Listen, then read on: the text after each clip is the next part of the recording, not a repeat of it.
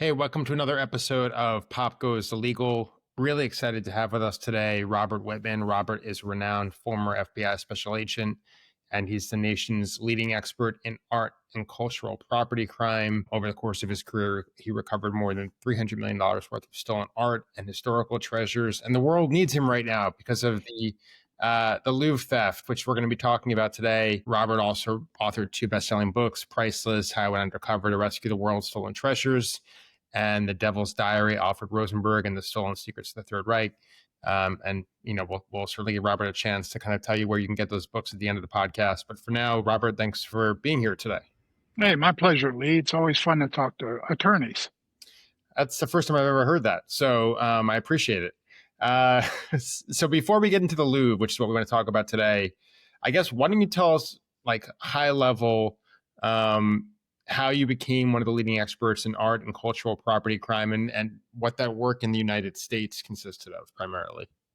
Yeah, just to clarify, the reason I like talking to attorneys is because I'm not paying them. Yeah, usually they're paying me, so as an expert witness, so it works out. Yeah, I started at the FBI in 1988, and at that time, there was a really great TV show that I enjoyed called Miami Vice, and some people might remember that. I wanted to be the guy named Crockett. I wanted to get on those cigarette boats down in Florida, in Miami, and have fun, rolling around the water, with a white suit on. And it sounded like it'd be a really cool thing to do. So my wife showed me an advertisement in a local newspaper about the FBI hiring people in Baltimore. So I applied, and just for fun. And within 6 months, I was at Quantico at the FBI Academy, trying to get through the academy and become an agent. And how did you end up kind of specializing in art and cultural property, or is that something that develops like over a long period of time? Yeah, so when you go through the academy, you mark down your top three choices of offices you want to go to. And of course, I wanted to go to Miami. That was number one. And then it was Honolulu, was number two. Yeah. And then I figured maybe Baltimore if I could stay home, because that's where I was going in through. So it ended up, but they sent me to Philly. So, I didn't get any of it in the Right. end. And so I moved 90 miles or whatever it is to Philadelphia. And the first cases I got involved with were thefts from museums. I was on the actual truck hijacking squad. So there was a big problem at that time of trucks being hijacked between New York, Philadelphia, Baltimore, Washington, and down I-95. So there was a famous squad in Philly that was considered the truck hijacking squad. They were stealing cigarettes, liquor, anything that they could sell, TVs, anything they could sell of high value. So the two cases I was assigned when I first got there with the agent who was working those cases as a training agent was two thefts from museums in Philadelphia. One was at the University of Pennsylvania Museum of Archaeology and Anthropology, and the other one was the Rodin Museum. We were able to solve the cases. It took about a year and a half, but we did solve both cases and recover the artworks that were stolen. The really interesting one was the museum, and this artwork's still there. If you go to the Museum of Archaeology at UPenn, in the Asian room, there's a large 50-pound crystal ball. Sits right in the middle of the domed Asian room. And you can go up and look at it. And someone had stolen that along with a silver stand that it was on. And it took us 2 years before we actually recovered it. But we got a lead. We went to a house, and the person who gave us the lead actually had gotten that crystal ball. He found it in a mud room behind his house in a shed. So he had taken it and he had given it to his housekeeper. And it turns out his housekeeper was about a 25-year-old blonde-haired lady with blue eyes, and he gave it to her as a gift. And I said, "Well, why did you give this thing to her?" And he said, "Well, because she's a witch, and she needed a crystal ball." So I said, "Well, is she a good witch or a bad witch? Makes a difference, right?" So we are actually able to follow up. She had the crystal ball. She was living in Trenton, New Jersey at the time. So we went to the house and asked her about the crystal ball, and took us up to her bedroom. And on her nightstand, well, actually her dresser, there was a stand, and the crystal ball was sitting on it with a baseball cap on it. Now, remember, this is a $350,000, 100-year-old artifact from China. Yeah. Second largest ball in the world. Only one bigger than Smithsonian. So I said, why do you have a baseball cap on it? And she said, well, because when the sun hits it, it shoots these little rays and starts fires. It's a perfect crystal. I said, oh, good idea, right? You don't burn your house down. Yeah. So we got the crystal ball back from the good witch. Did you find who stole it as well? No, never found out who stole it. We assumed it was some type of believe it or not, like like a gag, because it was taken around June, which was when the students were graduating. So the museum was doing some renovations. Some of the doors were kind of left open by workers, and we kind of assumed because of the alarm system and whatnot that it might have been taken as a kind of as a joke, you know, by the students, and they didn't know what to do with them. Right. Well, you didn't have DNA back then, Yeah, so but I guess that's a good segue to the Louvre theft, which seems like there's already been some headway in the case based on DNA that was found at the scene. But before we get there, for people who I guess have been living under a rock for the last 2 weeks, what happened at the Louvre? What's the high level summary of the theft that took place? I guess it was a week and a half ago at this point. yeah. It was Sunday a week ago. Four individuals drove up to the Louvre at 9:30 in the morning on Sunday morning when the museum was open and open to the public. And they had these a truck with a basket ladder attached to it, and it's a typical vehicle. They took it up to a balcony area where the Louvre is. They dropped the ladder onto the balcony from the truck, and then they went up in a bucket. And these two guys went in. They were dressed with yellow high vis vests, made them look like construction workers. Good disguise. They had angle cutters that are the round blades, and they went in and they broke the window and went in, and they started cutting out cases. They stole 8 pieces of jewelry that were owned or by the crown jewelry of the country of France. It was material that was owned by Napoleon Bonaparte and his wives. A couple of the crowns were stolen. They made their getaway by going back down the basket, on the ladder, dropped to the ground, and then jumped on mopeds to get away from the scene in order to beat the traffic. So they got away fairly clean with the stolen jewelry. Yeah. So I guess the first question that came to my mind when I heard about this is the Louvre looks like a fortress, right? Like from the outside, it looks like a very imposing structure. How you would imagine that there's round the clock, full surveillance, security, kind of looking out specifically for something like this to happen. So where was from your, I know you don't work there, you don't know everything, but from what you've read, what you've seen, were the major lapses in security? Could this have been prevented? There's always ways to defeat security for anybody. I mean, even Fort Knox, if you had the time and the resources and wherewithal, you could beat the security at some point. So at the Louvre, yeah, it's about 8 miles of galleries. It's huge. The building's hundreds and hundreds of years old. Wasn't built as a museum. It's a palace. It was the original palace of the King of France, and so it's very difficult to completely, secure every gallery, every entrance, every window in the museum. It's the largest museum in the world, and they have more than 30,000 visitors a day there. So I mean, that question basically comes into what the problem is with the museum security. I do museum security, so I go out and do security surveys and recommend to museums what they should and shouldn't do. And museum security breaks down to three buckets. One is human resources, guards, how they're trained and motivated. Two is electronics, that's surveillance, that's different types of motion detectors. And three is procedures. You have to follow the procedures and manuals, because if you don't, there's no point in having a good burglary system if you don't turn it on at night. It doesn't make sense. So all these things have to come together. And it's very simplistic, but they have to come together to codify to solidify the security for the specific place that you're at. The Louvre is very very difficult because, like I said, it's so big, it's so old. The walls are not good conductors for Wi-Fi. It's a problem, and it's if you have enough time and effort, anybody can steal anything. So in this case, it was a well thought out theft.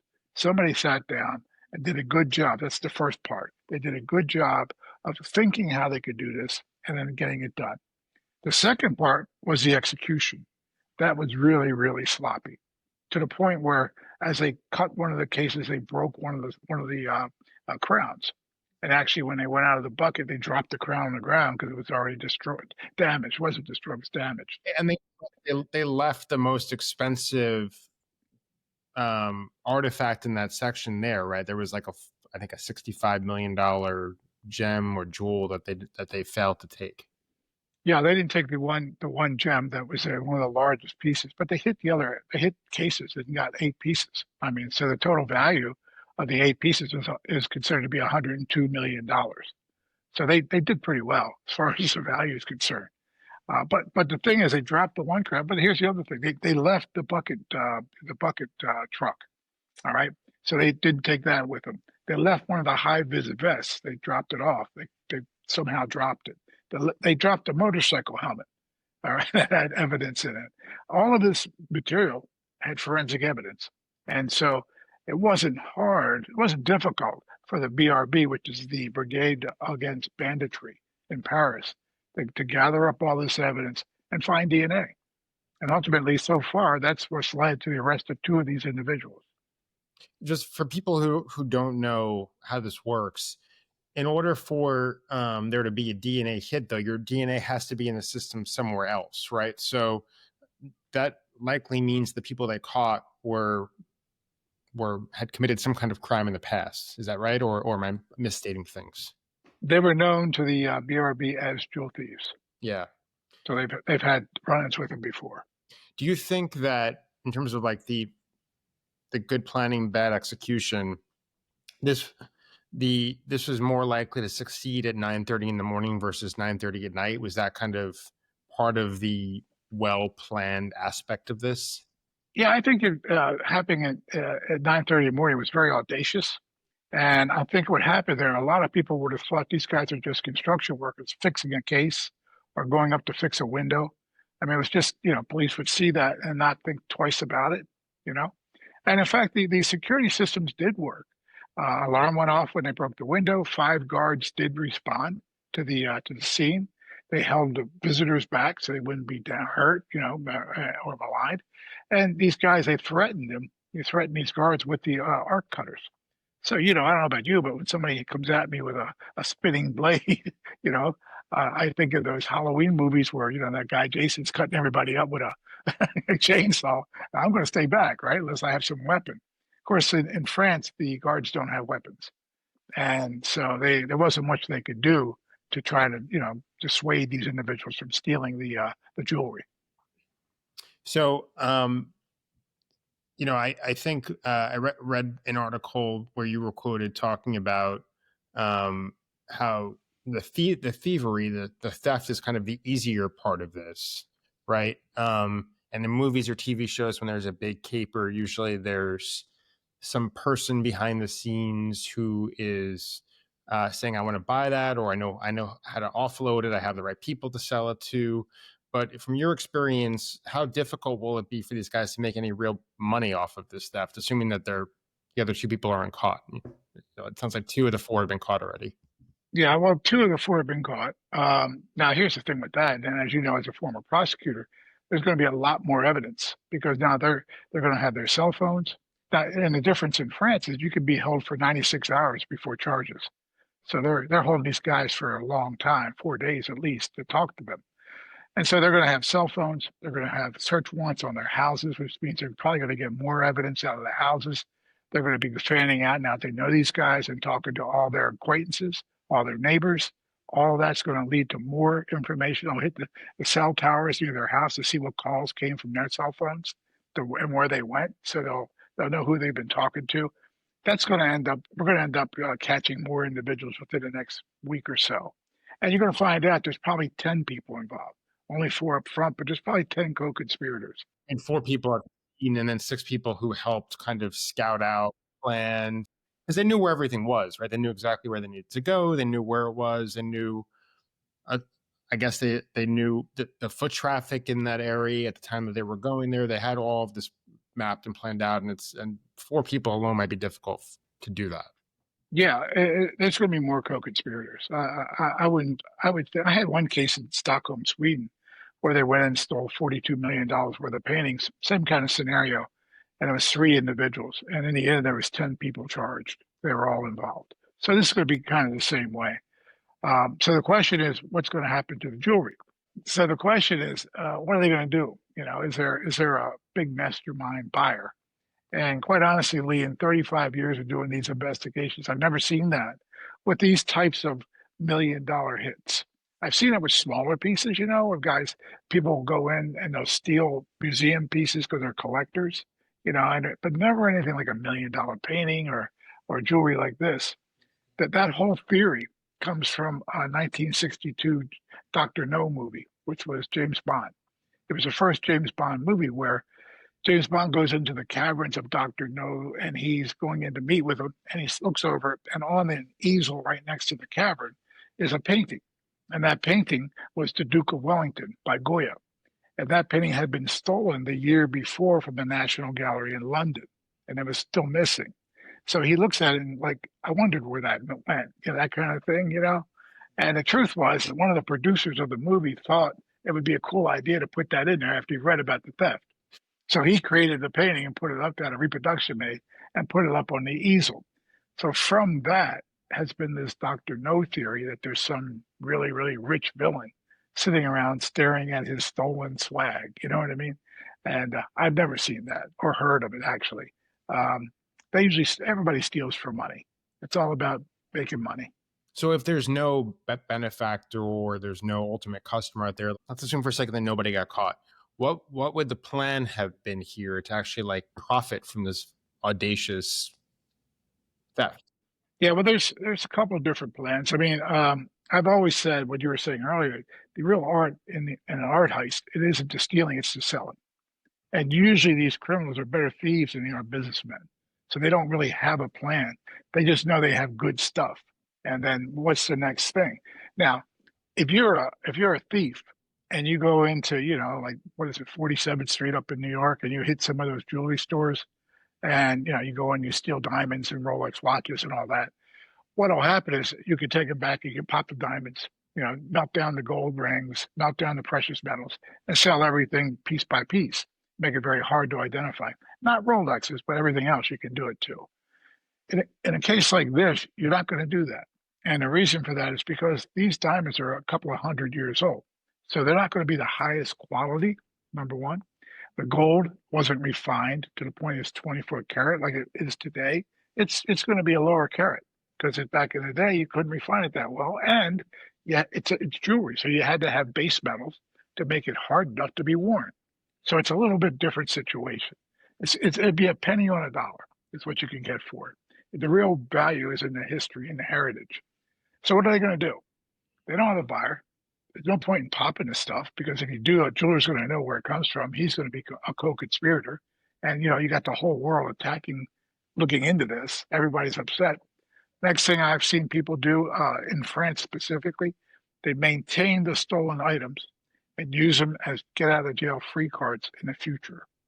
So they negotiate it for leverage to negotiate their charges down for other things that might come up. Because these guys are not just jewel thieves. They're doing car thefts, they're doing gun running, drug dealing, all of it. They're not going to be just doing one thing. But if they could get rid of this, they wouldn't need to do anything else in theory, right? Because of how, like, let's say they had a buyer to buy the the Napoleonic jewelry, and they made even half of what the value is. That's their life of crime is over, right? So that would be the fastest path to bearing the fruits of what they've of the years illegality been. Let's break that down. What you just said. They had a buyer that's going to pay half. So somebody's going to come in and give them $50 million, right, for pieces he can never sell. He can't exhibit it. There's nothing he can do with it to have it, or he gets arrested too. And then when he dies, his kids go to sell it, and it gets recovered. And by the way, 50 million. So what are we gonna do? We're gonna give him sacks of money. Is he gonna is he gonna transfer the 50 million to some bank in France, and that's not going to raise awareness? You know what I mean? It's very difficult to move this material for that kind of money. You can't do it. So I suspect that right now they're all waiting. So, Yeah, in terms of look, I mean, when they ultimately catch some or all the people, this is going to be a very high profile case in France. The prosecution's going to be very high profile. How, when you were an FBI agent, how would you kind of approach investigations that are very much in the public sphere, and things might impact the ultimate prosecution that have nothing to do with the evidence? Are there certain things that the investigators are taking into account now with an eye towards ultimately getting a guilty verdict down the road? Oh yeah, all the evidence is being acquired. All the evidence is being collected. Is all being it's all being listed. It's got good chain of custody. Yeah, the chain of custody is all there. And as they get this evidence and go forward, they're going to keep it all together for a prosecution. And I wouldn't be surprised right now if they're eliciting confessions, in cooperation from the guys that are already in jail. Right. Yeah, I wouldn't be surprised either.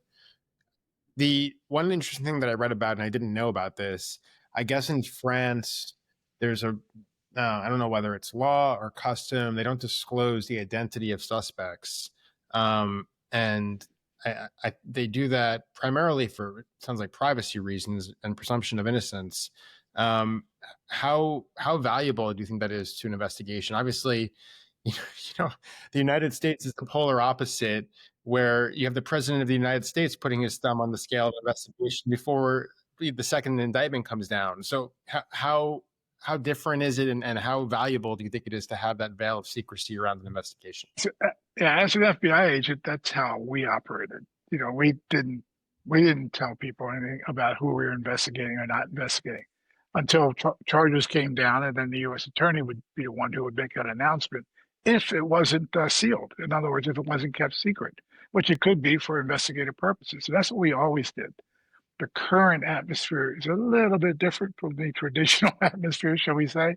So yeah, I know in France though, uh, they've always been more loose-lipped than we ever were. I mean, I had cases where, give you an example, I did a case out of Miami that I was working undercover. So we did this undercover and we recovered two Picassos that were stolen from the granddaughter of Pablo Picasso in Paris. And they were stolen from her apartment. So I was working as a buyer, for the Americans' $30 million deal. And we were able to get into this group in Paris that stole these paintings. And they were delivering it to an undercover cop that I had. It was my guy, He was buying it. He was going to go get them right at the Louvre, by the way, at the pyramid. He was going to meet these guys and get these paintings. So they did. They locked these guys up, and while they were in jail, one of the police officers from Paris told them that I was the informant. I mean, they're a little more loose-lipped than we are. We probably wouldn't have said that. So I had to get my way out of. I was being threatened then to be killed, and I had to kind of talk the bad guys out of that, which we did. And we moved on and got some more stuff. But nonetheless, I mean, they're a little more open about things than we are. Yeah. And how, to the extent that they do keep things private, they keep the suspect names private, how important, when you have an ongoing investigation and you think that it's a somewhat wide ranging conspiracy with multiple players who haven't been found yet, how important is it to keep the identity of the people that you have detained secret?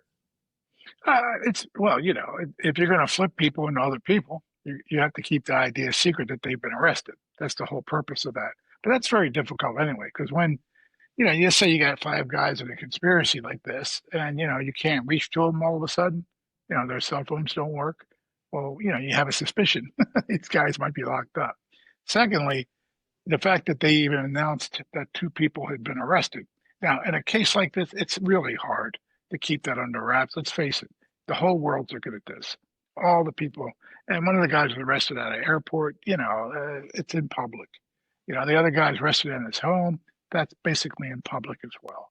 So it's really hard to keep. Now you don't even have to give out the names.